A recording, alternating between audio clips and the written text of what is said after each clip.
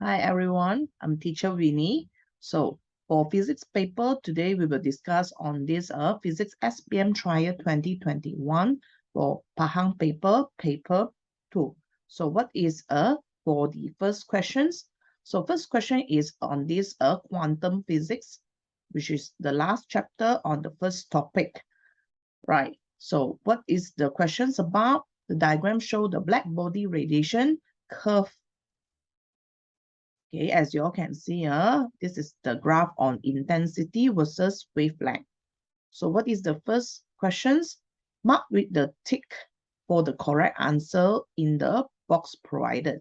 So black bodies are the ideal of electromagnetic radiation. So basically, black body is any objects that able to absorb and also emit thermal radiation. So that's why the answer will be the third one, absorber and also radiator. Okay, moving on. Based on diagram 1, name the radiation in box X. So we move back to the diagram.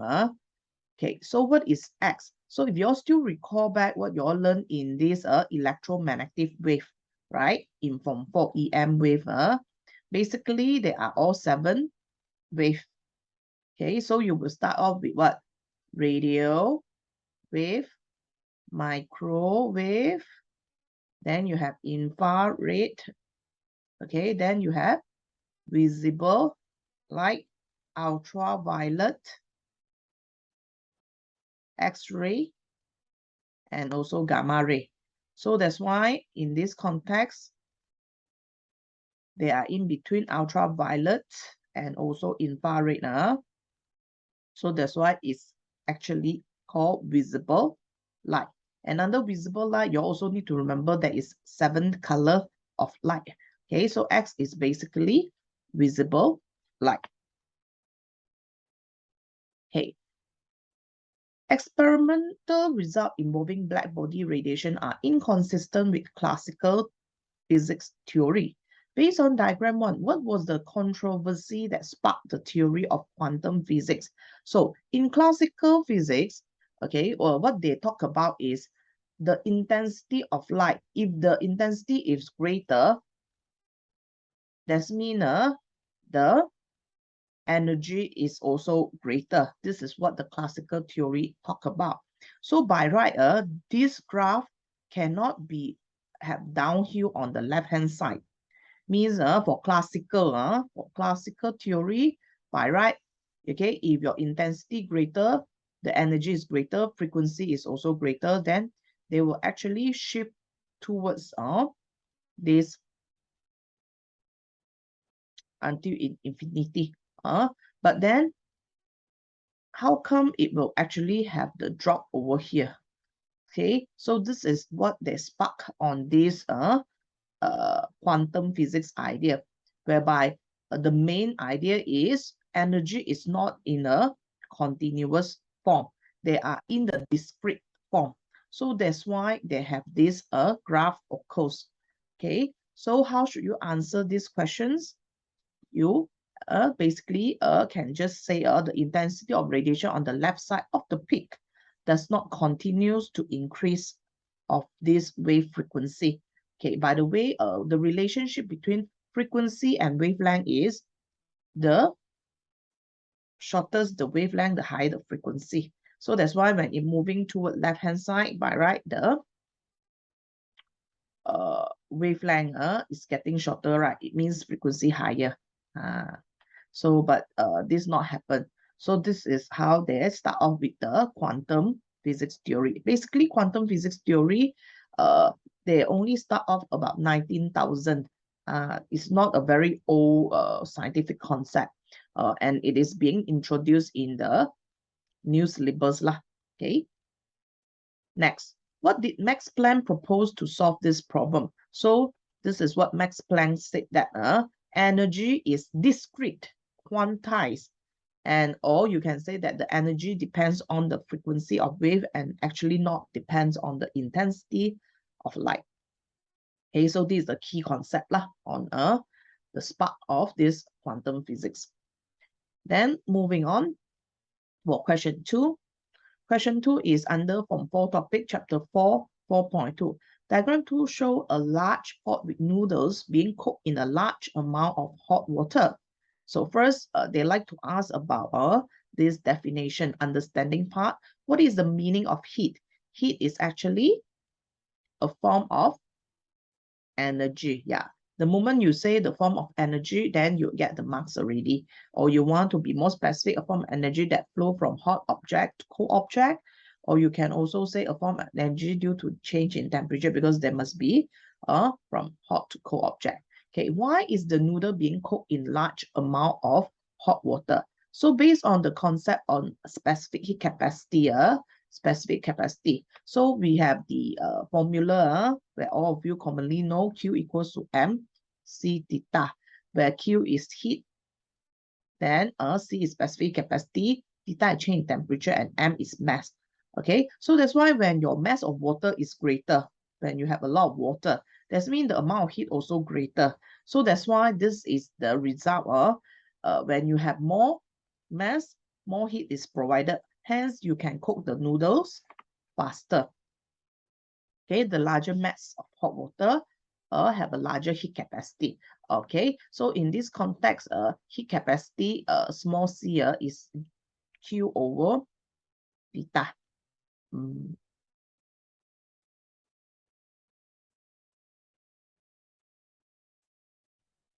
Okay, therefore it will transfer a large amount of heat from the hot water to the noodles. Then for B, 2 kg of water, 30 degrees Celsius is added to 9 kg of hot water at 95 degrees Celsius. So what is the final temperature of the mixture when thermal equilibrium is achieved? Okay, so for this context, we will always have assumption whereby there is no heat loss to the surrounding. So to solve this idea, we always will have this concept whereby heat loss equals to heat gained. So the heat is lost by those object which have higher temperature. Okay, so heat loss by 95 degrees Celsius I write here. But then heat gain by the object which is lower temperature, 30 degrees Celsius. So they want you to find the final temperature. So for this context, for your understanding, when they achieve thermal equilibrium, where should the temperature of the object? So the temperature of the object should be in between what? 95 and 30, right? It cannot be higher than 95 or it cannot be lower than 30. So this is some idea that you're supposed to know first. The theta must be in between what? Less than 95, but it have to be more than 30. Okay, so the formula should be MC theta equals to MC theta lah. But then we will denote M1 C1 theta 1 and then M2 C2 theta 2. But in this context, I don't need to label C1 and also C2 because this specific capacity is referred to the constant of the same object. So in this context, they are using what? Water. So they should have the same specific capacity. If the question were to give you a specific capacity of water, supposedly is 4,200 lah. So, but in this context, do we need to use it? We no need to use it, right? Because they are same. So you basically can cancel out. So the next idea under this is the context of the theta. Theta refer to change in temperature. Change in temperature. So for this change in temperature is always bigger temperature minus smaller temperature. I always tell student, big theta minus small theta. Not the final temperature minus the initial temperature, because we do not want to have negative value inside this equation. So we look at the context of this M1 first. So your M1, the mass for 95 degrees Celsius, okay, is 9 kg. The BM missing the 9 kg also. Okay, so you have 9. Then what is your change in temperature? So initially, the hot water is 95. So when you reach thermal equilibrium, it becomes theta, right? Since 95 is bigger, so I will write 95 minus theta. Then it will be equals to what? The heat gain. Heat gain by 2 kg of water, correct? So you have 2 kg. But the change in temperature, you all must be careful now. Are you using theta minus 30 or 30 minus theta. Initially, this water had 30 degrees Celsius. When it reached the equilibrium, it had theta, become theta. So like I told you all, the temperature must be big temperature minus small. Hence, you have to use theta minus 30. So if you're clear with this idea, then it will not be a problem lah. So then you will do your parts already. You solve the maths, okay? You expand it, you rearrange, and then finally you get what is theta. So this is the idea. So let's have a look on the final answer. So you supposedly get theta equals to 83.18 degrees Celsius. Okay, and make sure you write the unit because nowadays you didn't write unit means consider wrong. And then you show the calculation correctly like I mentioned just now, how you sub the value inside. Okay, yeah, so then we move on to third questions. So for question 3, it is under the topic of impulse and also impulsive force. So in a car crash test, a car mass of 1,500 kilogram and with the speed of 100 kilometer per hour collide with wall as shown in this diagram. So they want to see what is the effect on this car.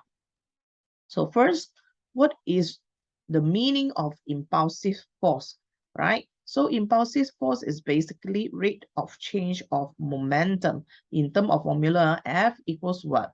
mv minus mu over t, right? Whereby the top part here is change in momentum because momentum is product of mass and velocity. And then this t is referred to time of impact. So in simple, whenever you define, right, you can just define impulsive force as rate of change of momentum. Okay, then B, explain how the crumple zone reduce the impact. So based on the diagram, you can see that the moment the car bang into it, what happened to the crumple zone? They actually crumple. Memang they make the purpose to make it crumple. So the part here that cannot be hard one. It's always a soft matter. Soft matter. So the purpose on this contact is they want to reduce the force acting on the car, right? Okay, so normally when we use this formula, we will focus on the context of this time of impact. What does it mean by time of impact? Time of impact is mean the moment you touch the surface. So you see this wall is considered quite hard, so the moment it's touched, right? Touch. So you take some time to crumple. If you take some time to crumple, that means you increase the time. Therefore, your force is reduced. So this is the idea behind it. Yeah. So imagine if you do not have crumple zone or this part is made by also hard metal. Wow. So it means that you can't really crumple. Then the moment you touch, then the time is super short. So if the time is so short, your force acting is very great. So that's why it will cause better so easy way, in order for you to get 2 marks, you just say the purpose is to increase the time of impact and hence reduce the impulsive force. Okay, moving on. If the car crash in this diagram stop in 15 seconds, calculate the impulsive force acting on the car. So again, based on the formula, F equals to mv minus mu over t. Okay, so the time is 15 seconds.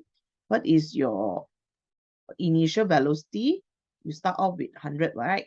And then this is mass. But what is your final velocity? Because upon touching, you stop, right? So upon touching, you stop. That's why your V is 0. That means this part is supposed to be 0. Now, even though you have all this quantity, but you cannot directly sub into the equation. You have to look into all the unit. All the unit in SI unit, the time is in second. Yes, no problem. The mass is in kilogram. Yes. But then the idea of speed, right? They are in kilometer per hour. So per hour and second, you cannot cancel out just like that.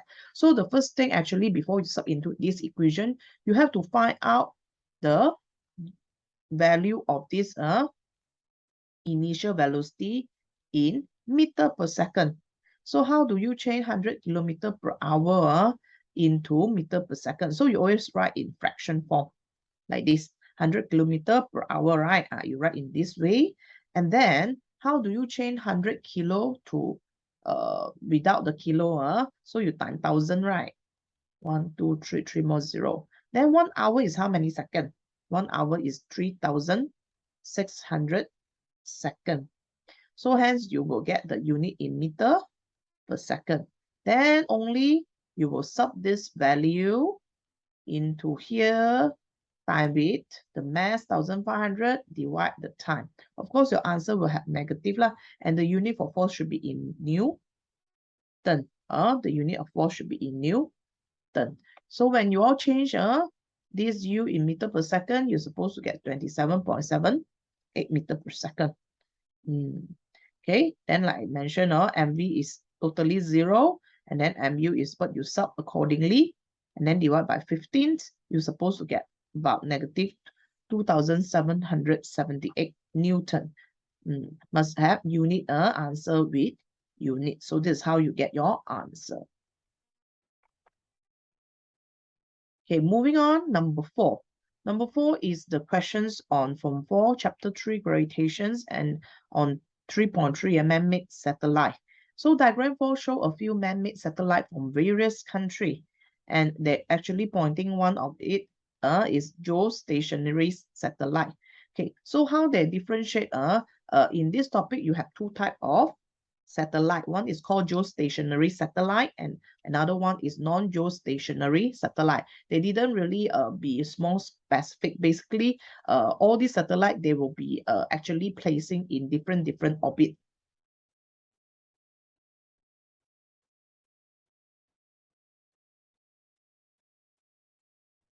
Okay, example, you can have the satellite just on this orbit, or it can be lower, or it can be further or upper.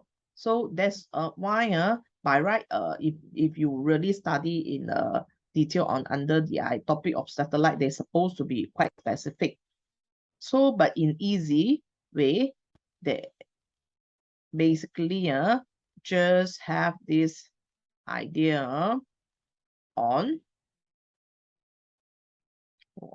sorry. They just have this idea for you to get is just the differentiate one is called geostationary, and then others one lower, whether it's lower or higher, all this orbit we call it non-geostationary. Okay, so straight away first they just ask what is the meaning of geostationary satellite. So basically, geostationary satellite is a satellite that move around the Earth at certain orbit, and this orbit memang they call it what? Geostationary Earth orbit. In short, they sometimes call it geo. Okay, but sometimes, like say, if other than that, you have LEO, MEO, low orbit. Okay, Earth, low Earth orbit, medium Earth orbit. But all these will classify as non-geostationary satellite. Okay, so in general, they really want you to compare these two types of satellite. So what is the characteristic of this geostationary satellite? So basically, these are the field that we have. Orbit, or the orbital period of this geostationary satellite is 24 hours, same as the Earth orbit period, because as you know, the Earth will also turn one cycle in 24 hours.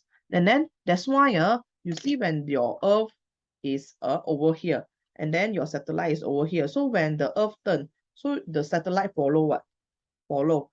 So if they follow, that's why when you see in this, what means as an observer, right, is always will be seen stationary on the surface of Earth. So this is the second characteristic of geostationary satellite. And lastly, the direction of rotation is the same, like just now I showed you. It's no like interchange, they don't do like that.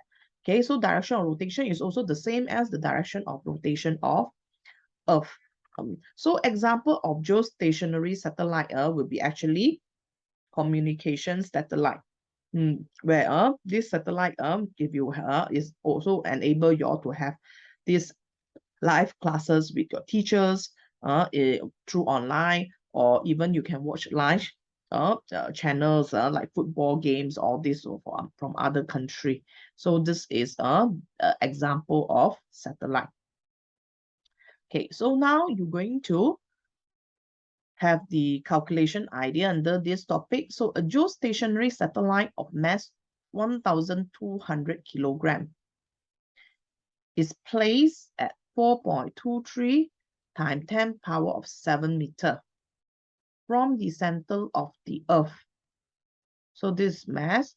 So calculate the linear speed of satellite. Calculate the linear speed of satellite. Okay, so first you all need to know what is the formula for this linear speed. Basically, you have two formula for linear speed. One of it is what you all memang derive out the formula using the centripetal force and also universal gravitational force formula. And therefore, you will basically have this V equals to square root of this Gm over R. But then if you were to look at the questions also, you have to figure out what is given to you. Do they give you G? Yes. Do they give you mass? And this mass is mass of Earth, not mass of satellite. So you all be careful also. Okay, this mass is referred to mass of Earth. And then this R is the orbital radius, whereby it is from the center of the Earth to the object. So you also have more. Therefore, you can use this formula. Basically, there's another formula for linear speed also. In general, you have speed equals to distance over time. So in the context, they assume that even though by right, the orbit is supposed to be in eclipse, but then it's quite same as circle. So that's why they will use the circumference, which is 2 pi r over the orbital period, capital T. But then in this question, they do not give you all this context. So that's why you are not using this formula lah. So we'll stick to this formula. Okay, same thing. Once you know all the quantity given, right? Check, are they in SI unit? If they are in SI unit, then you can just sub inside. So in kg, yes, SI unit, meter SI unit, kilogram SI unit, okay? And then of course this gravitational constant, all this is SI unit. So now you can sublog V equals to square root of G times -11 times with the mass of the Earth, 5.97 times 10 power 24, and you divide by the distance, 4.23 times 10 power of 7. Okay, so how do you all solve those calculation questions so that you have less mistake? Okay, so as a teacher, okay, I will advise you all when you press in calculator, you press in calculator first, you press this value. Then you get your answer already, correct? Then only you divide with this value. Divide. But when you divide, make sure you bracket. You do not put bracket, right? Then they will assume this green color thing divide by 4.23 only. Then after that, time back with 10 power 7. So that's why when you put the bracket, it is very important. Then finally, you get another answer already, correct? Then only you press in calculator, square root of the answer. So by right, you're supposed to get the correct answer lah. And the SI unit for speed supposed to be what? Meter per second. Meter per second. Okay. So this is the value that obtained after you put into the calculator. So I hope that all of you can get the answer. And another advice in chapter 3, they basically have quite numbers of formula, correct or not, right? So it is kind of important for you all. By right, they will give you all the formula in the formula list, okay? All those formula like linear speed, escape velocity, the centripetal force, centripetal acceleration example. So if they would to give you all this formula in the formula list also, so you don't like, wow, I'm so happy, okay, I don't need to memorize. It's not about you memorize the formula or not. It's about how do you apply it. So that's why it's still very important that you need to read through the questions and or at least you need to know all this formula. They will be in what scenario. Like example, Mema, you see why teacher can tell you linear speed got two formulas. So you have to know, or else you will use the wrong formula. What? You see, this is the formula for linear speed, correct or not? Do you know what is the formula for escape velocity? They will just write V equals to square root of 2gm over R. So then you don't just look at the V. You have to know what V is that. Right, this is linear speed. This is escape velocity. So that you will not confused with all this. Okay, so that's why it's very important for you all to understand the topic. Or else you, even though I give you the formula list, you actually still may not apply the correct formula. Or you put the wrong quantity inside because you do not know what is that. Okay, then moving on, we have the idea of how what is the Earth gravitational pulls on this satellite. So why they give you the mass of this satellite? There is a purpose there lah. Okay. So because you are on Earth gravitational pull, also in general you can just use W equals to M G or for this context gravitational pull. Oh, sorry, they are not on Earth. So you should use another formula, which is in this context, you use the centripetal force formula now. Okay, as you all know, okay, all the object that move surrounding, they will actually have a force, and this force is called centripetal force being attracted to the Earth. Okay, so that's why we will use centripetal force formula F equals to mv squared over R. So you have your velocity on the previous part, right? 3.07 times 10 power 3. So you just sub inside. Make sure you square it. So same thing, when you press a calculator, like I mentioned, you have to bracket what you divide below. And then the unit for force is Newton. So what will happen to the satellite if your speed is lower than the orbital speed? Now, because of this orbital speed, that's why the satellite will keep on orbiting and circulating the Earth. But then if it were to be higher or lower, then they will be different. So if it's lower, they will actually fall into the lower orbits. Or even they may enter back into the Earth, and the moment they are in the atmosphere, right, between what means the region between Earth and also satellite, they will actually encounter this air friction, and they may burn there and there. So that's why it is very important for the scientists, they're able to calculate the correct speed. Then only that launch, and then the satellite will continue orbit in its orbits. Or else it may be crash with other satellite as well. Yeah, so that's why because nowadays we really use satellite a lot. So and they have also their lifespan a few years. So that's why it's important that more people will involve in this field. That's why they introduced this chapter into the syllabus lah, right? Okay, yeah, we move on to the next questions. So question 5 and question 6 is basically on conceptualization question that normally will ask you to compare.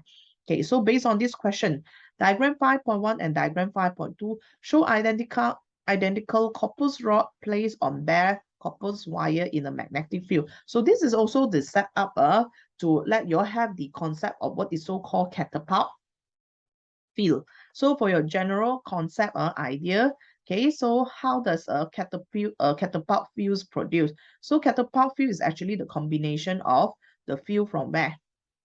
The field from the permanent magnet, and also the field from the current carrying conductor. So the field from the magnet is, example, I assume north is top. So it's from here top to bottom. So you have this field. And then the copper rod itself also, they will have the field. But it's circular lah. So what happened to this circular field plus the one from permanent magnet? They will actually interact. So when they interact, they will produce a force that causing the copper rod to move long. So this is the concept of catapult field, and also the setup that normally we use in school to demonstrate and show the student. Okay, so when the switch is closed, the pointer of the ammeter deflect and the copper rod move to the final position. So the concept is the moment you off the switch, right? I assume this is the copper rod. So the copper rod is basically move. So it can move further, nearer, depending on the force lah. If your force is greater, of course, you will move further. What? If your force is less, then they'll move a little bit only. Make sense? Yeah. So if you were to look at this diagram, obviously, which one have more battery? 5.2. Which one deflect more on the ammeter? Ammeter also deflect more. So normally they will ask you to compare. So we see the answer straight away. Okay, first they normally like to start off with a meaning.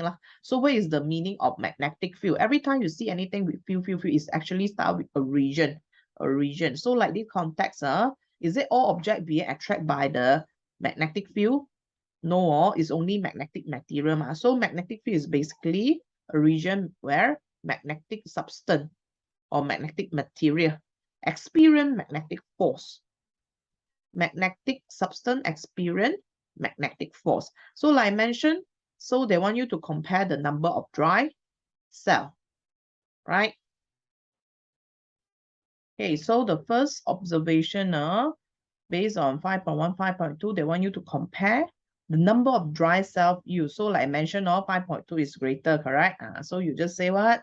The number of dry cell used in 5.2 is greater. You can use the sign, greater sign, or you memang say greater, then finish, full stop.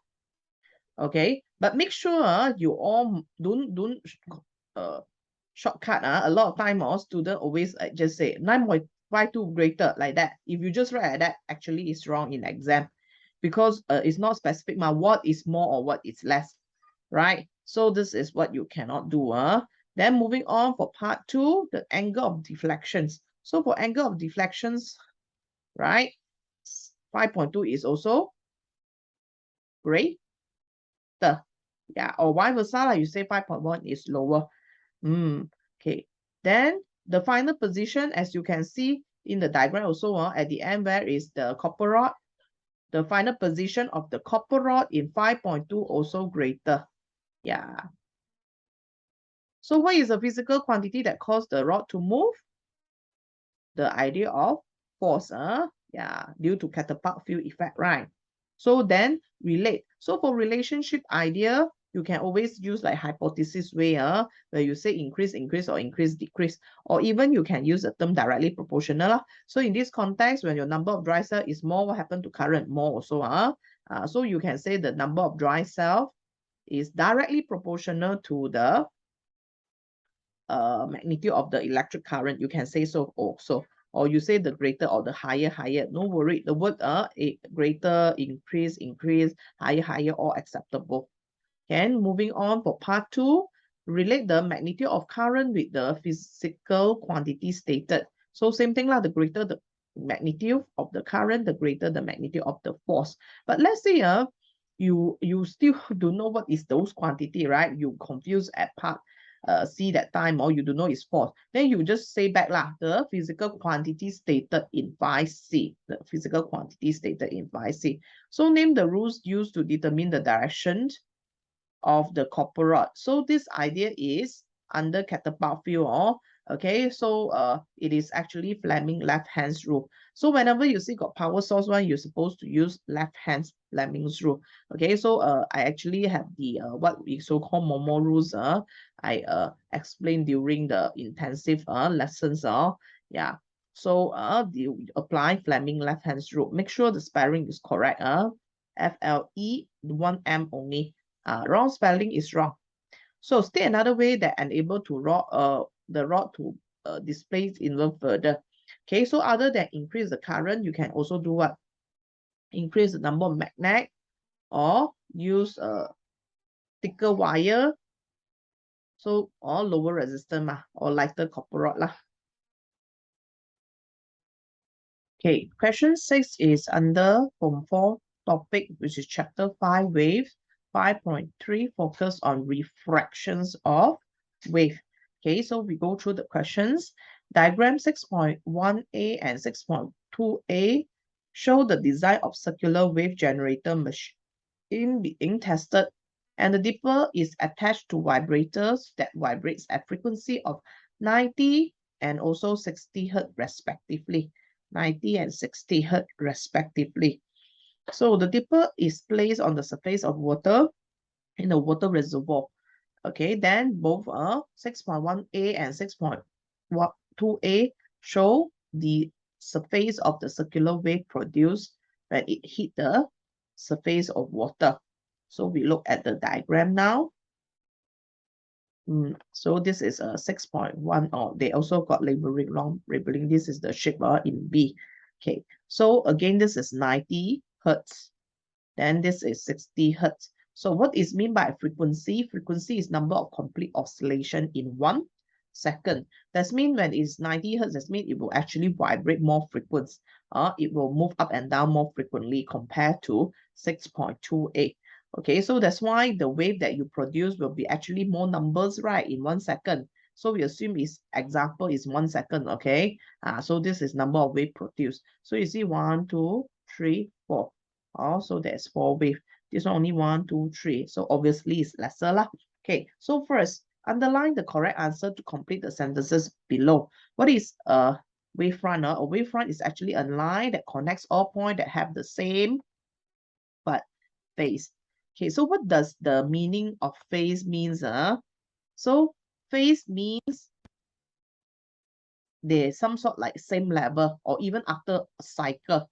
Okay, so example, if I were to draw in 2 dimensions, it would be easier for you to see. So if I were to have a plane wave, okay, yeah. So the top part, this is the crest, So all the point over the same height, some sort we say, then we call them as same phase. Understand? Like all these points, they are considered same phase. Okay, but then if you were to have other levels, like example, this part, so all these points, they will be another phase, not the same phase as the black color one. So this is what it means. Okay, so based on diagram 6.1 and 6.2, compare the depth. Okay, so depth of water reservoir. Okay, what you do is you can basically go and use ruler and try to measure what. So you will notice that the first one and second one, the depth is supposed to be same. It's supposed to be same. Yeah. Then moving on, compare the frequency. Obviously, 90 and 60, which one is bigger, right? So this is a very direct question. So the frequency for 6.1 is greater. Moving on is the wavelength. So what is wavelength? Wavelength is the distance between the two wavefront. So because this one frequency is higher, so the wavelength is shorter. The frequency higher, wavelength shorter. But vice versa, this one frequency lower, wavelength is bigger, right? The distance between two consecutive wavefront. Yeah, so this is how you write the answer. The depth of water in diagram 6.1 is the same as 6.2. And then the frequency of dipper in 6.1 is greater, wavelength in 6.1 is smaller, or vice versa idea. That's why you see you say the frequency in 6.2 is lower, while the wavelength in 6.2 is bigger. Then what is the relationship? One higher, one lower, right? So you can say wait, this is not directly proportional, sorry, minor mistake. So frequency is inversely proportional to wavelength, or you can say when frequency increases, wavelength decreases. Memang you can use hypothesis way. Okay, explain what will happen if the water depth in the reservoir in 6.1 is reduced. Okay, so this is the idea of refraction. Refraction of water wave occurs due to different in depth. So when the water depth is reduced, that means they become shallower. If they are shallower, right, basically the wavelength. So if I were to show you the difference between two regions, okay, one is deep region, one is a shallower by placing a glass slab inside. So this region is shallow. This is deep. So basically, when the water wave travel, right, when they're entering shallow region, what happened to wavelength? Yeah, they become shorter. So the amount wavelength shorter. Why? Why is shorter? Because the speed slow down when they are at shallow region. They are in shallow region, the speed is slow down. So this is what you can say. The wavelength decreases. Okay. Wavelength is directly proportional to the depth of water, or you can say lah, wave, either way, what means you can say the speed of water reduce. Water wave, also can. Yeah, then we moving to the next part.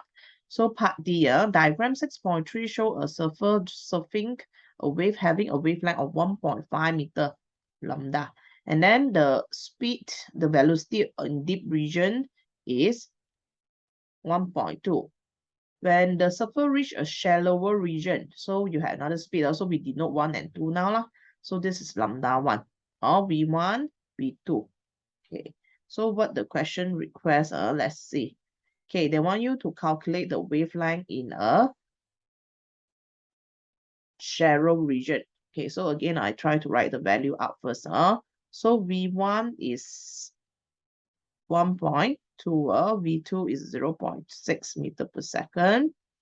Then lambda 1 is 1.5 meter. Okay, so now we see this one. So now they want you to find lambda 2. So how do you solve this question? So generally, okay, in this context now, when the wave travel, is come from the same source, right? So if they come from the same source, basically the frequency in deep and shallow region will be the same. So we are actually using the wave speeds formula V equals to F lambda to solve this question. And like I mentioned, the frequency is the same.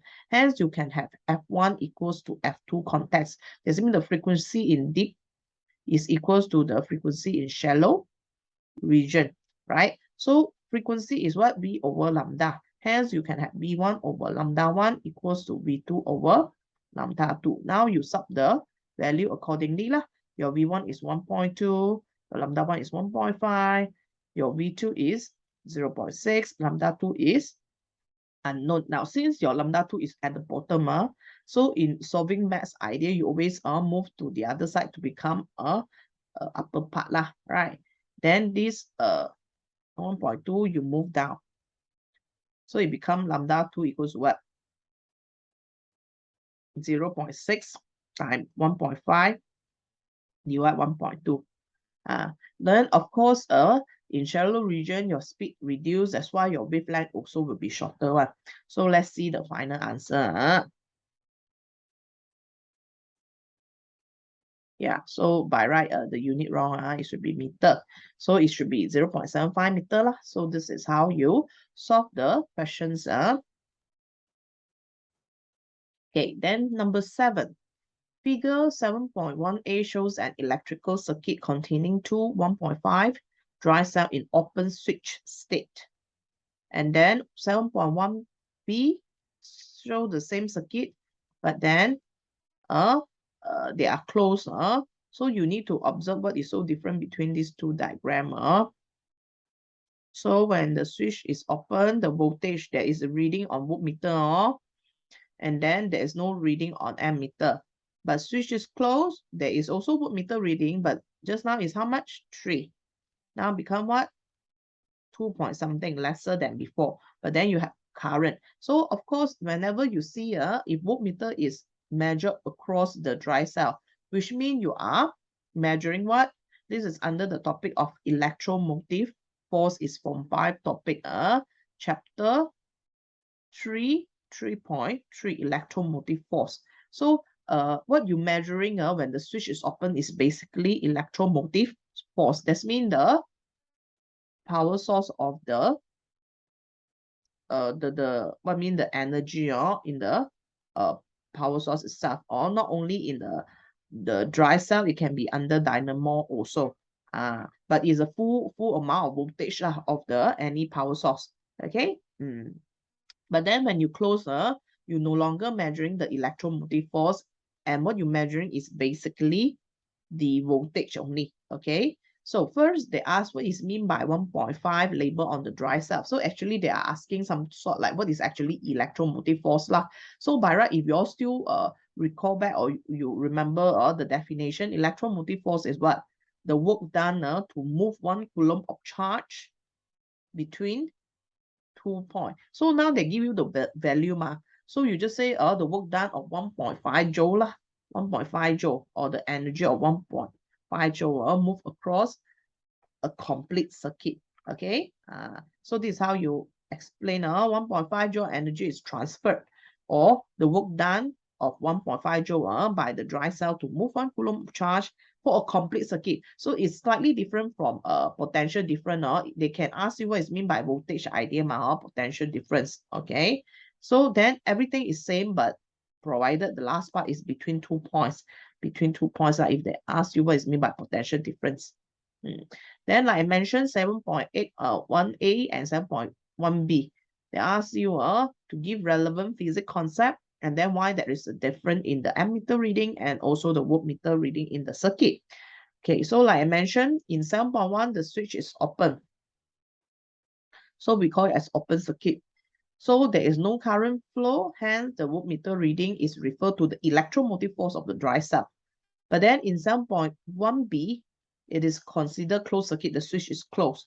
So got current flow or not? Yes, there is a current flow, and the voltmeter reading is the potential difference across the bulb. So they earn 3 marks lah. So there is 4 marks here, maximum you give any 3 points lah. But then yeah, you must have the point that involve open circuit and closed circuit. Okay, there's one more. Why there is a lesser than before? Because there is a voltage drop due to internal resistance. Okay, then part C. Part C is still under the same chapter, but then there are more towards other context where on the filament bulb. So it show a torchlight with filament bulb. Then what you have to do is you are required to investigate the characteristic of 3 filament bulb P, Q, and R that will be used in the torchlight as shown in this diagram. Explain the suitability of each characteristic of the bulb and determine a bulb which can serve a brighter torchlight for use at night and give reason for your choice. So basically for this question 7, right? They always have the idea similar like the section B essay, or where is under the concept of making decision questions lah. So the way how you're answering it is quite the same. It's just that now you are answering in structured form, right? In essay you do in a table form, correct? And for the filament idea, they memang very famous in SPM. I think for the past 7 years or 8 years lah. If you would to go through the past year question, you will notice they got the idea on this heating element in general. Then filament is quite a lot also, but then they are similar idea. So first idea I always tell student one, filament how does filament bulb work? So the filament bulb they will have this coil wire inside one. So this wire they have to be hot enough. They have to be hot, then only they will glow. Okay, so that's why if you still using the filament bulb at home, normally is those old house, and they always will be in the toilet one most of the time, orange colored, or the bulb that you all use in school those is filament bulb, right? So you will feel that it's kind of hot, right? Because their working principle is this filament hot enough, then they only will glow. Okay. Yeah, so in this context, this wire basically, the resistance have to be high or low. So I always will ask students to get the concept one. But good conductor, by right, resistance should be low. But this is not the conductor idea. This is what heating element idea. So if heating elements, right, they have to be what? High resistance. Why? You want to produce more heat. Once you produce more heat, that means they will glow. So now you have to look at the context where will cause the resistance to be high one. Okay, and also what type of material. Okay, so the best material for this heating elements, right, or filament is basically tungsten. Copper is a good conductor. They have very low resistance one, but tungsten or nichrome, they have high resistance. Then next thing, should the filament be coiled or just single coil? This means you see this one is just like no much. They even coil like that. So you want it to be longer length or shorter length in order for you to have high resistance, longer length, right? So again, it's this. So that's why your best choice should be R. So now only you start to answer lor. So it's like some sort like you try to choose first, then only you give the reason, all this. So now we see what the questions will ask you. So they surely will ask one, okay? What type of material? Okay, so like I mentioned just now, it's supposed to be tungsten. Why? It have high resistance, okay? Or it have high resistivity. The difference between resistance and resistivity is in simple, easier way for you to get is, it is refer to type of material. Because the unit for resistivity here is ohm meter. That's mean for a fixed length, right, is how many ohm, right? So it's normally referred to material. So if I want to compare just now copper and tungsten, so which one have high resistivity? I can say tungsten, but copper will be different. But you can still use the term high resistance. Right? High resistance is more general compared to resistivity. Idea is like resistant idea, right? They normally refer to, for resistant idea, they normally refer to like length, surface area, right? So of course, longer length, high resistance, or shorter length. But even material also lah, you can in general say it's high resistance or tungsten. Then next one is the filament wire, should it be coil or not coil? So your answer, it should be coil. Why? Longer wire, high resistance, not produce more heat. So all this is acceptable. So that's why we choose R. Okay. So for this type of question, you don't go and write R. You memang need to tell the characteristic as well. And if there is number, then you cannot tell the number as well. You're supposed to give what the description of longer, shorter, like that. Okay. So in section A, last questions, question 8 is problem solving questions. This question is under from 5 topic chapter 2 pressure on the Bernoulli principle, right? So if you were to see this shape is called what? Aerofoil.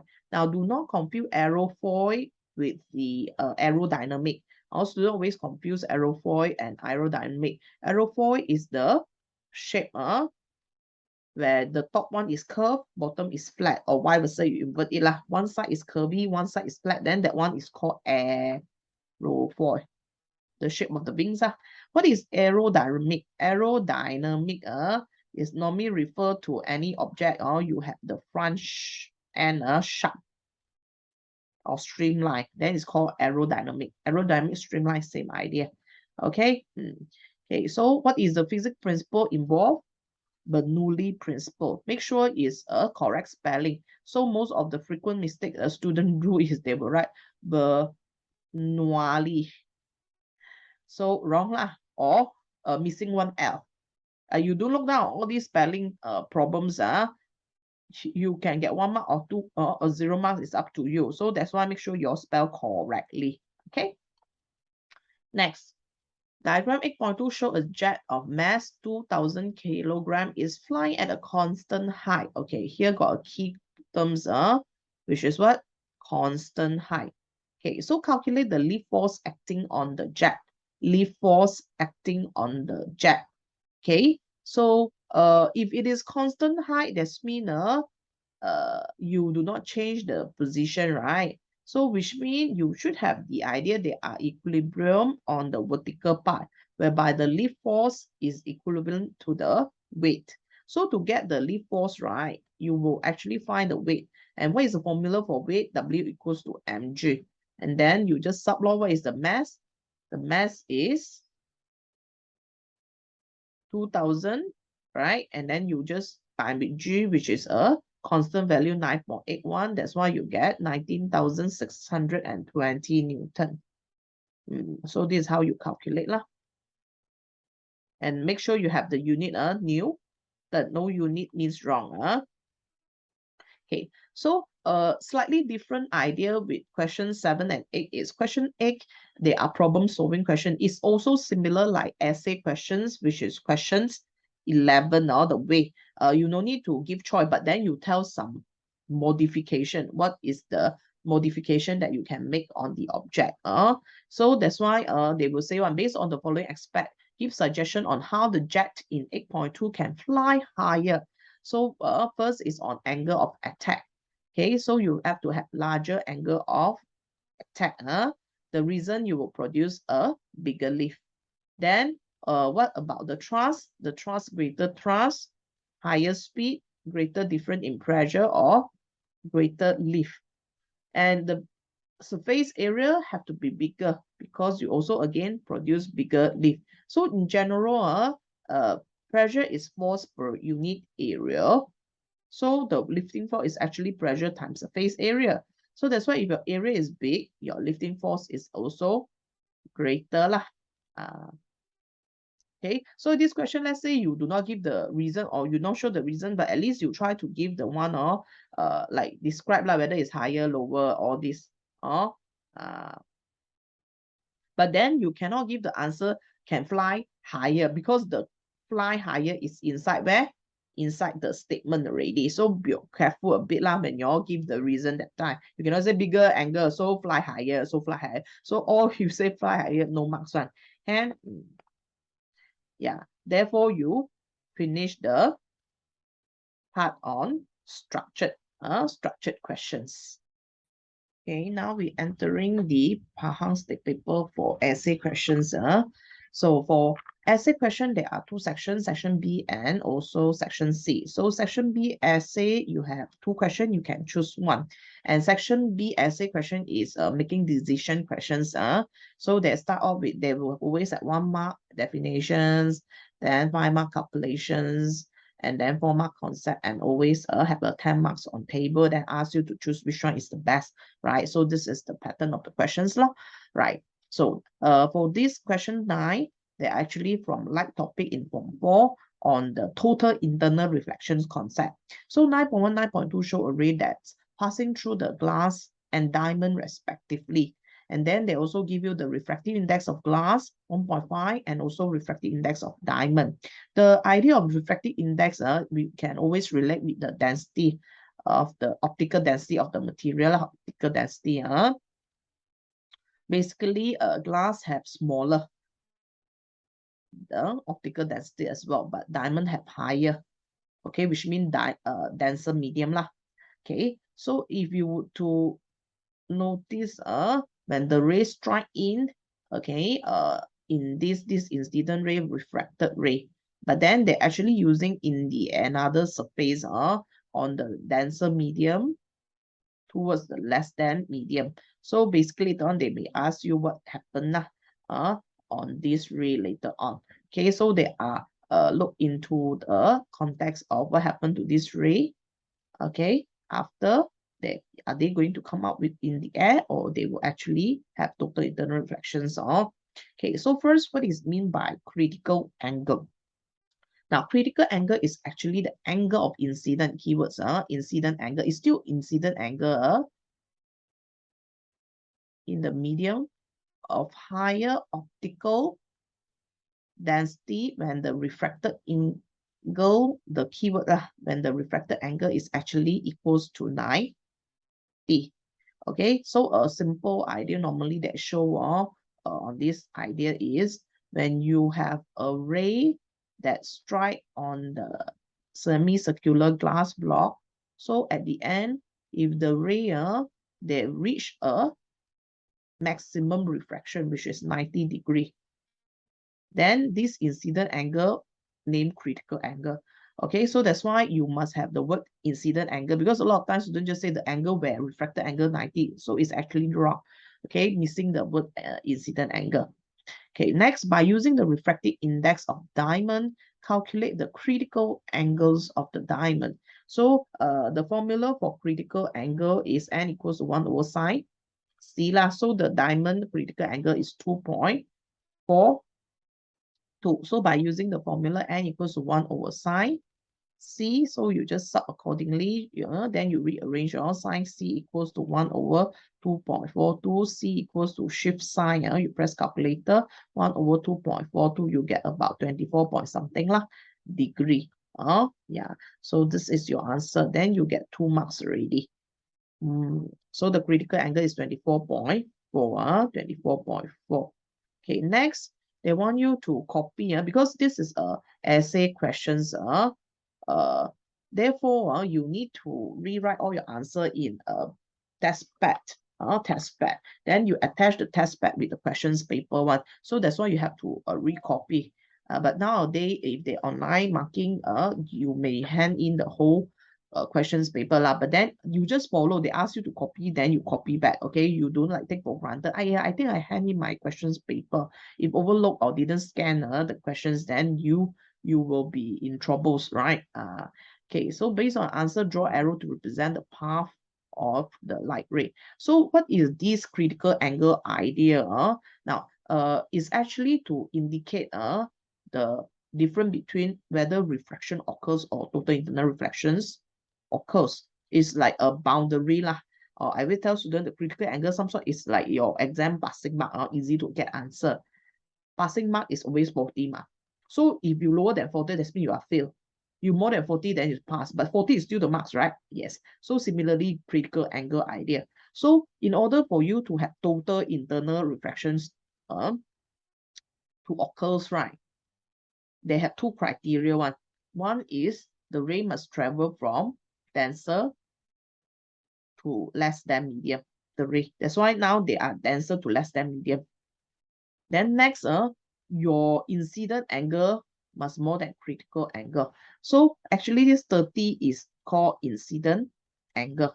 So in glass, if you want to know whether the they give you already critical angle. So for this contact, your incident angle is less than 42, right? Sorry, your critical angle is less. What means the incident angle is less than critical angle of glass. Different material that will have different critical angles. So if your critical angle is big, that means it's harder for you to have total internal reflections. Yeah. So because of this, the ray, instead of reflect inside, right, they won't happen one. They will just have normal refractions, whereby the ray will refract away from normal. Yeah, I draw thicker a bit. Okay, no bend means just straight like that. So now it's away from normal. So this is how it look like for the glass. But then for diamond, right, because now your incident angle is more or less more than your critical angle, right, which is 24.4. This one is 42. So that's why total internal reflection occurs. Total internal reflection occurs means the ray not going up, but it will go in. And make sure you will like draw symmetrical in the sense that here also 30. Then you can actually again draw a normal line on this surface then. So it seems like this angle still kind of big. Normally in diamond, they easily get total internal reflection because the concept is their critical angle is very, very small. So that's why the end result is at least you need to show 2 times of total internal reflections for diamond. You can show 3 times also actually. Actually, in the answer scheme is not so accurate. You can end at what I show you just now or here, right? Or you can still have one more time because this angle is obviously bigger, right? Then more than 20 even, right? 30. So it's supposedly still maybe until here you draw the normal line already, then only you away from normal, come out. So now the one that I show you is that at least encounter 3 types of total internal reflection. Yeah, I try to do correction for you already. Yeah, so this one is a better result that you're supposed to show. Hannah, yeah. Next, diagram 9.3 show a submarine which use a glass prism periscope to see object, right? So with the help, explain how the observer can see the object above the water surface, right? So you need to first, they say with the diagram, so how should you draw? You need to draw like a Z shape, yeah, something like that. Then next, you're going to place 2 prism.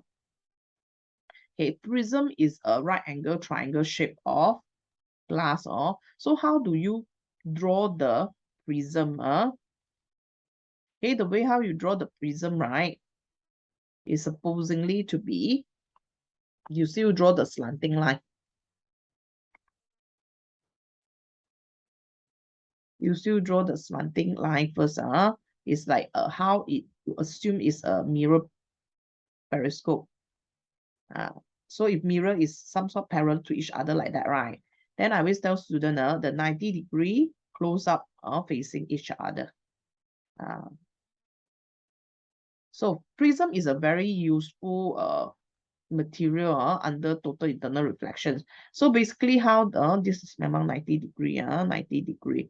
So how the light ray basically travel is they once they touch the surface, right? Because it's perpendicular to the surface, they will just enter without bend. Then upon this point, right, you supposedly draw a normal line. Okay, so normally the angle produced is actually 45 degree. And a prism, their critical angle for prism, right, normally is 42 degree one. So you see, your incident angle more than 42 or not, incident angle more than critical angle, right? What happened? The ray will actually continue strike down. And then upon this surface, they actually perpendicular, so go straight. Upon this surface, they go straight. So same idea again, you draw normal line. Again, this is 45 degree law, correct? So lastly, what happened to the ray? It will just come out straight. Okay, so let's say any object above, you have a trigger, then this is your eye. Then the direction of the ray supposedly is go straight, strike, entering your eye. So 4 marks if you're able to show all this clearly. Now it's good that you also label the prism you use is actually 45, 90, 45, which means they have the same angle one. Then only you will have this result. If the angle is 30, 60, 90, then it will be different already. Okay, so hopefully you all know how to draw and construct and get the answer. Yeah.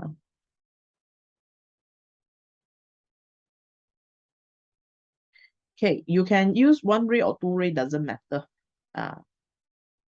Next is the table form of questions or making decision questions. So diagram show an astronomical telescope. You have eyepiece. Eyepiece is the lens that near your eyes, and objective lens is the lens that you project to the object.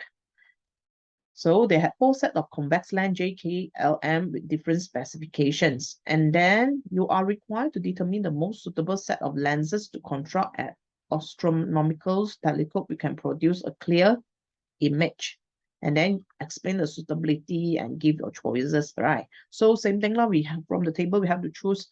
Okay, so I know that a lot of students will always struggle when it comes to telescope, microscope, because you all don't really like, okay? But there's one simple way to help you all at least to memorize or understand certain features under telescope, right? So there is a short form one, okay? For telescope, we call it the TO list. What does it mean? That means T refer to telescope. And then O refer to objective lens. Long, eyepiece, short. So the long short is refer to the focal length. focal length idea. That means your focal length, objective length have to be longer than eyepiece. Because you also have another instrument that you need to know is microscope. So the short form for microscope is Mozart. They will be opposite in terms of the length. Objective length short now, eyepiece long now. So if you're able to get this idea clearly, then it's easy lah. For you, at least like objective question, all these, at least you know the idea. And then one more idea under telescope is you want to magnify the image, right? So the magnification formula is F(O) over Fe. So that's why the longer your focal length, the shorter your eyepiece. And one more idea you're supposed to learn in lower form one is the relationship between focal length and power of lens. This power is referred to power of lens, or is P equals to 1 over F. That means your power of objective length is shorter than or less than power of eyepiece. So you have this general idea already, then easier for you to get the idea. So first, objective lens have long focal length or short focal length, F(O) longer. That means this one. At least, wow, you only left two choice. Then next idea will be in general. What is mean by diameter of lens? You example of you have two lens, one lens, two lens. So A and B. B is longer diameter. That means if you have light passing through, more light will pass through lens B. What? Agree? Because you have more part. Get the idea? So that's why diameter should be longer, better. Okay, you seems like have choice already, Che. And for all the application, most of the time we will use convex lens one, bear in mind, except the one that I wearing now, the spectacles, they have to be concave lens. Okay, so one of the reason we use convex lens is they were actually able to act as magnifying glass. They can magnify image. If concave, they always have the diminished image, diminished. So that's why the application is limited lah. And like I say, the power idea now, the power, you see, power of eyepiece, this is under eyepiece, have to be greater. So you see, 30 watt. So memang no doubt, your choice is J. Now, you see, even though they give you all the number, but when you answer in the table, right, you're supposed to construct table. Left side is modification or characteristic, then right side is explanation. So you should, in general, say that the focal length should be long, the diameter should be big, power should be high. You cannot say the number out one. So this is how you answer essay questions. Now you have this column like that, long aspect. So just now teacher say, first the focal length of objective length should be long. So you write like that. And then you give the reason. Let's say you don't know the reason, you can leave it blank like that first. But the purpose, why longer focal length, higher magnifications. And in this context, they will produce real inverted and smaller image if you to have this longer focal length. Then bigger diameter, more light can enter, it's brighter. Then convex lens for eyepiece, act as magnifying glass to magnify image produced. Lastly, higher power of eyepiece. Higher power also means shorter focal length. So you end up, you can still say high magnification as well. Or the image can be magnified if you do not want to have the similar reason. Because most of the time, if you were to write exactly same or higher magnification, it may be give you 1 mark only. So high magnification, magnified image is slightly different a bit, but the meaning is same, right? So you can write like that. Then finally, only you justify by giving your choice. I choose J. You choose at the end, not in the beginning, because it had what? You repeat what you say over this 1, 2, 3, 4. See? Then you get 6 marks, if you choose correctly. 1, 2, 3, 4, 5, 6. Similarly, if you choose wrongly, then you may have less marks. So when you answer this essay question for section B, read carefully, try to choose correctly, then it's like happy you can get 6 out of 10, right? Without giving explanation if you're not so sure. Then number 10. Number 10 is a Form 5 topic on electronic transistor concept.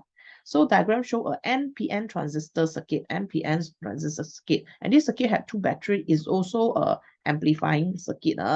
Transistor have 2 functions, act as amplifier and automatic switch. So this setup is for amplify here.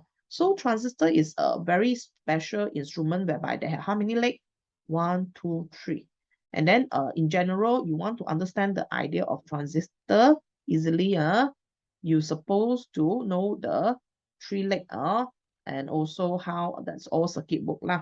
So basically,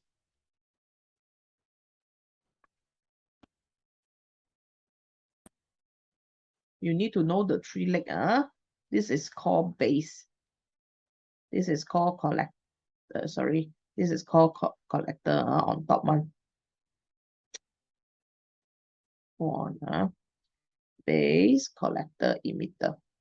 Base emitter, this circuit is memang named base circuit. This is basic for you to understand transistor idea. Then this is collector circuit. And then of course the current flow in base we'll call base current, collector current. Okay, so we go through the flow of current as well.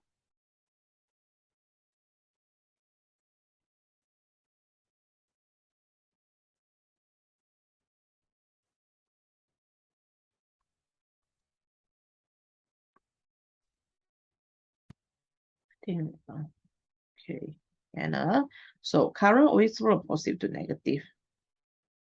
So you see they will pass through the emitter one, then it goes cycle. So this is called base current.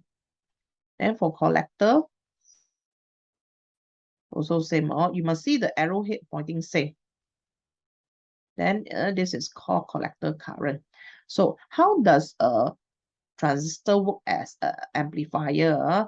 Is this base they actually control the charge from the collector to the emitter. So the base is a very important component, but then you just need a very small current, then you can cause a larger current to flow in collector circuit. So this is how it works. You see, even the meter you use is microamp meter. This microamp meter, micro is stand for 10 -3, -6, which means they are very, very small.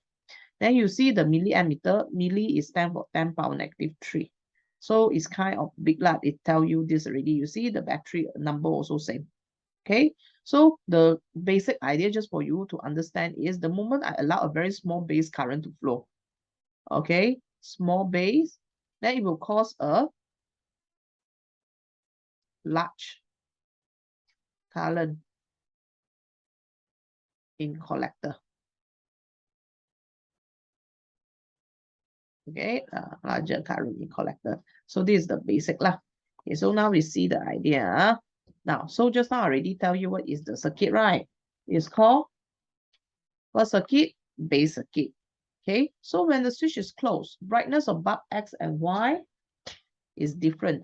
Explain how this situation occurs. Okay, so like I mentioned just now, a very small current flow in the base. You don't need to write the one in the bracket, but for your understanding only. That's why X is dim. If you compare the brightness between the bulb X and bulb Y. Then later on, a larger current will flow in collector circuit. That's why bulb Y is brightly. So the bracket one, you all don't need to write, but you all need to know this is how it works.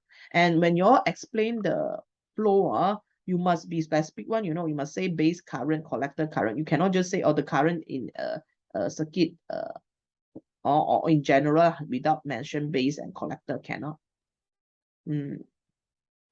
Okay, moving on, they involve a big calculation idea. If the reading of microammeter and milliammeter are 40 microampere and 64 milliampere respectively, determine the amplification factor of the current in the transistor circuit.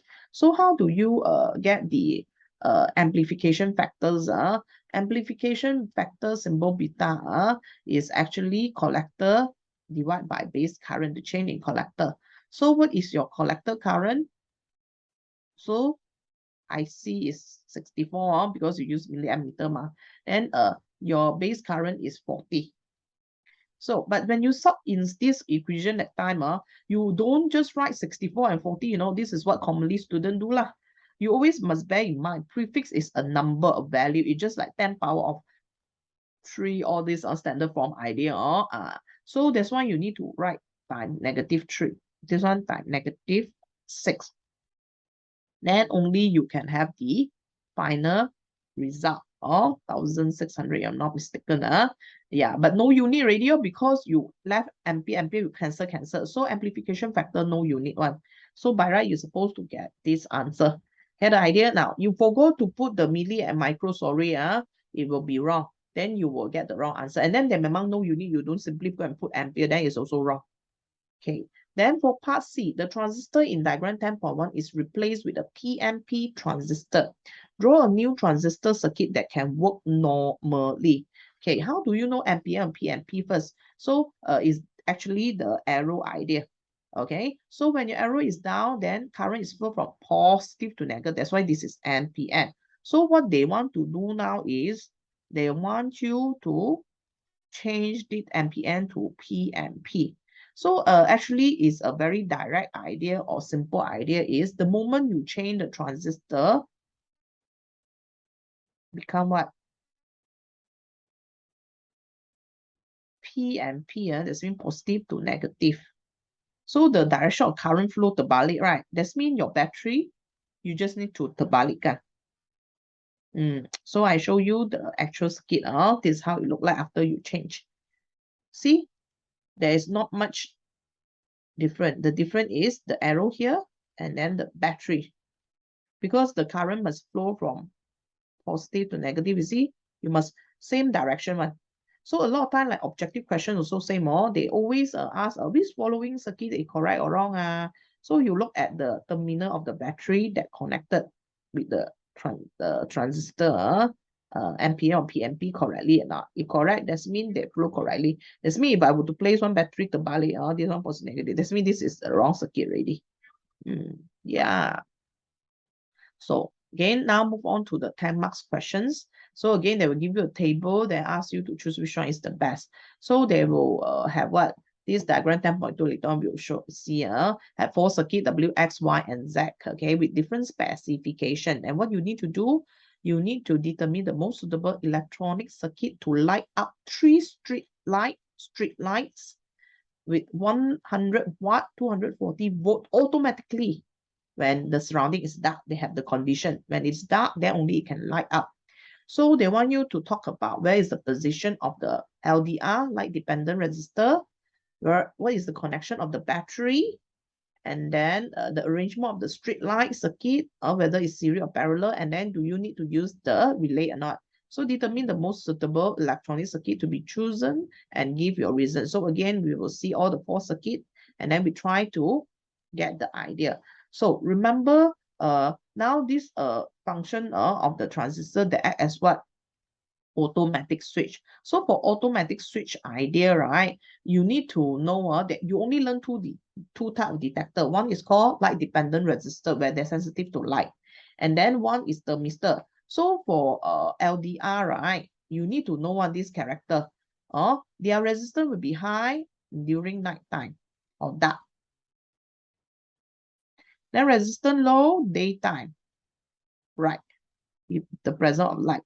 Okay, now again, the name of the circuit didn't change, right? You have what?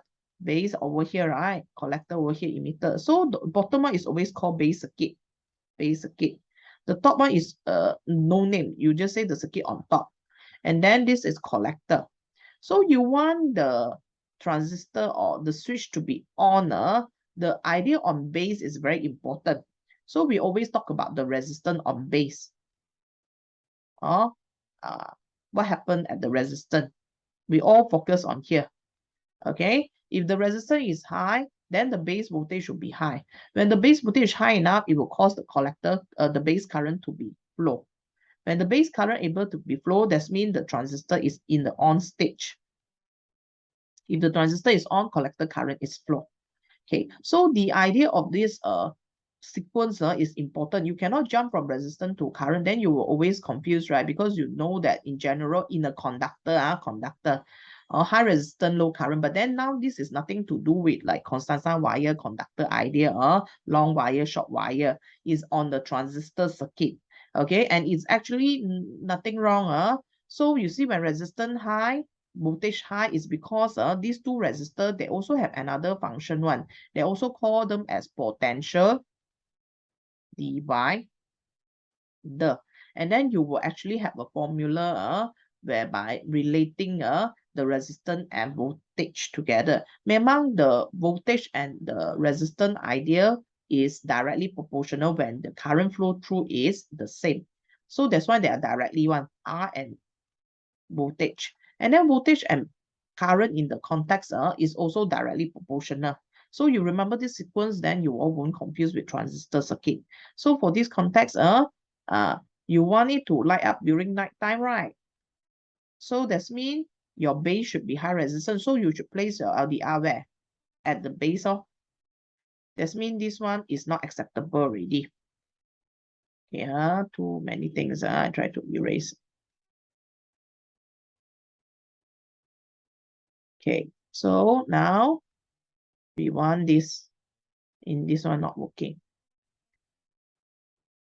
Then moving on, next idea will be, they say the switch. Okay, you see the current might flows from positive to negative. So you see the arrow, which one is correct? You flow like that, correct, right? This one, you flow like that, cannot, berchangga already, correct? So in opposite direction already cannot, right? So that means these two cannot already. Again, you seems I have the answer already, correct? It's this one already, huh? Then you want it to be normal brightness with 240 volts. That means all bulb must be 240. If you are in series, it also cannot work. It must be parallel. Now, what is the function of relay switch? Relay switch is actually, they use a small current to activate a larger current. Okay, because you need a larger current in the bulb, then only it can work, right? So the function of relay switch is they use more current to cause a larger current to flow. So that's why obviously we will choose circuit L already. Y. We will choose circuit Y. So let's see again the reason. First, how do you say LDR is at base circuit? Base circuit. My teacher show you on base. So the reason is when the dark resistance is high, or you say the base voltage is high, or the transistor can be switched on in nighttime. So you get the reason already. Then how do you explain the idea of the battery? You say the positive terminal connect to collector. We say positive, this is collector. So positive connect to the collector. This is how you say the idea. Okay. So why they are in forward bias? Or when the current able to flow, then we call it as forward bias idea already. Can. Then the bulb are arranged in parallel, so all bulb is receiving 240 volt power supply, and relay switch is used. Also, you remember the usage of the relay now. It's able to turn on the secondary circuit, okay, with a small current. Therefore, then you say why is chosen. Again, you give the reason. Because LDR is connected at the base terminal, positive of battery is collector, bulb is in parallel, and relay switch is U. Yeah, so this is how you get 10 marks. So like I mentioned, this making decision question is very important that you're able to choose correctly. The moment you choose correctly, you have how many marks? 1, 2, 3, 4, 5, 6. Because what you repeat over here is the 6 marks. Then the other 4 is actually left reason. So you're able to give the reason some more, then you even get higher marks, right? So every time read the question carefully before you answer. Okay, last questions, question 11 of section C essay. There's no choice, compulsory answer. So this question is under chapter 1 from 5 on elasticity topic. So an experiment is carried out on the elasticity of a compression spring. Then diagram 11.1a show the original state of the compression spring. Then B and C of the same spring, but you putting a different load. Of course, the heavier the load, you compress more. So first, what is meant by elasticity? Elasticity is the property of material that enable the object to return to its original shape and size. Return original shape or sizes at least. Then another keyword you all must say when the force act on it or apply on it is being removed. You didn't have this word is wrong. You cannot just say the spring go back to its original shape. No. So the force applied is removed. So all this is keywords. So all definition, even though it's like easy marks, but then if you miss out some keywords also, they will be missing lah. So hopefully you understand the meaning and then you can give it correctly.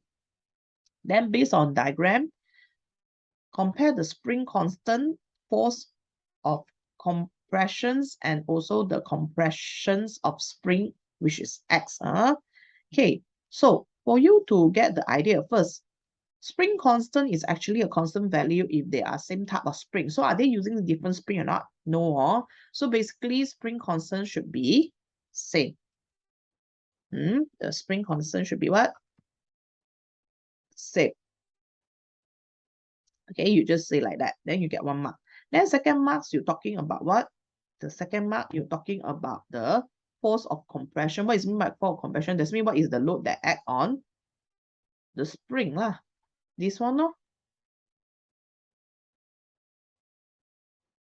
So obviously, diagram 11 point B is lower the compression, or C is greater. You can use the sign greater, smaller. Y versa means you say about B lah. Okay, then the third idea will be what?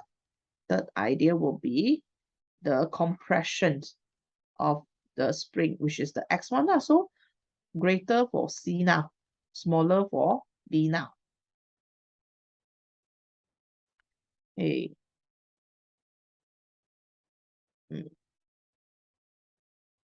Or you can use diagram, or you can use the term X, right?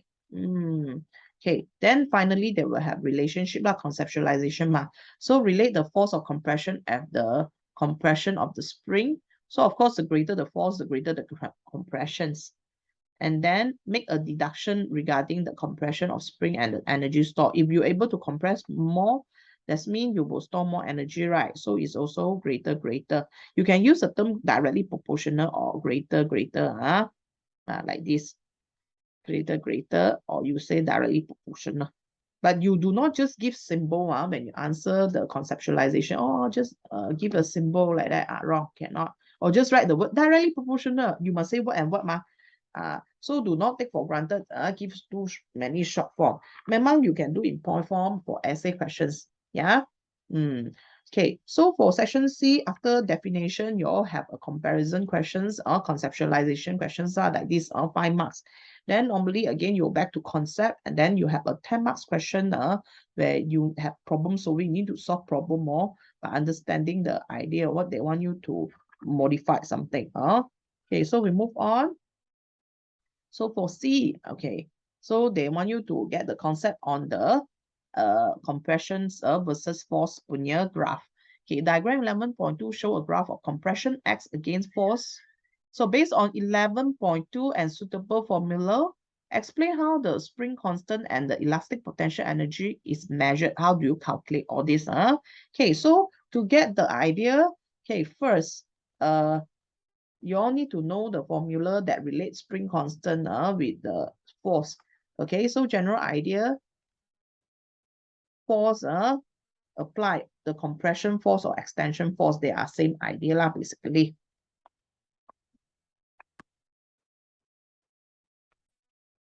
So you have F equals to Kx, where this is a spring constant. So therefore, you rearrange, you have K equals to F over X. So based on the graph, can you get the idea of F over X? Some sort related to gradient, right? But then in this context, your gradient, right, is basically equals to X over F. So can I do some changes so that I can get a not? Can, that means you inverse it, right? So that means your spring constant is 1 over gradient. Then only you get F over X back, right? Yeah. So this is how you actually later on relate the idea of spring constant with gradient, but it's 1 over. Then for elastic potential energy, the formula for elastic potential energy is half Fx or half Kx squared. Okay, so in this context, you have force and X. So how do you get that? It's actually the area. The area refer to elastic potential energy. So this is how you gain 4 marks. Like I say, F equals to Kx, K equals to Fox. So from the graph of X versus force, you get K equals to 1 over gradient. The spring constant that is is better that your right full terms of spring constant. Or you define one way whereby you say that K is spring constant. Then the energy store is actually area under the graph. Okay, so it's half Fx. Yeah, so this is how you gain 4 marks. Then for the last part, okay, they say what? Diagram 11.3 show what? Show a spring suspended of a motor.